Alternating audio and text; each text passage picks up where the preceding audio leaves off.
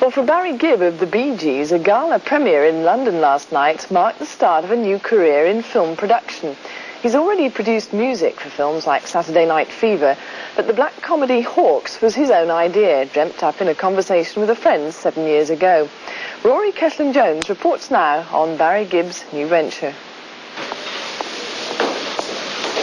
How long's he got?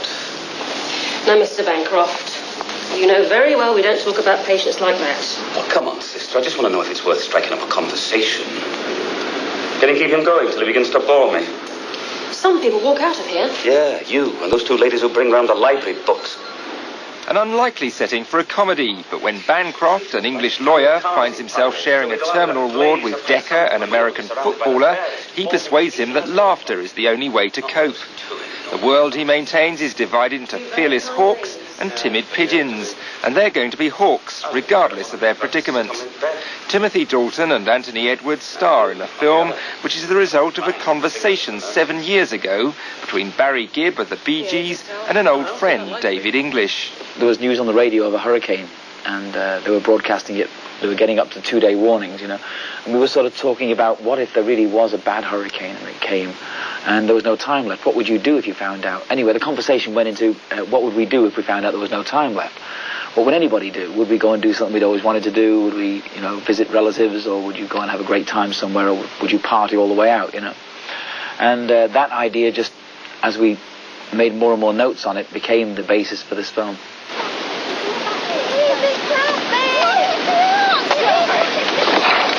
We've got to strike while the situation's hot. Listen, I'll handle the body language.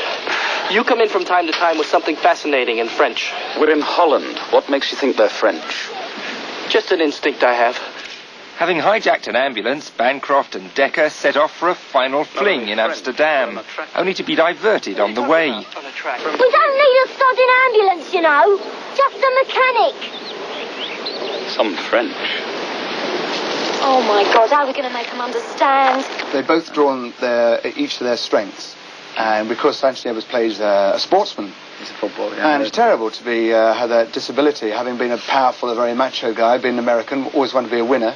And there he is, kind of not too well, and Bancroft kind of gets him out of that, come on, you know, you've got to live for it.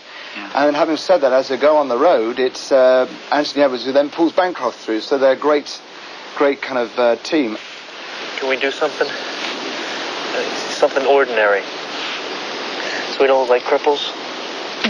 Gone, trying to face, gone in so many ways. All I have loved and said about the castles we have overcome.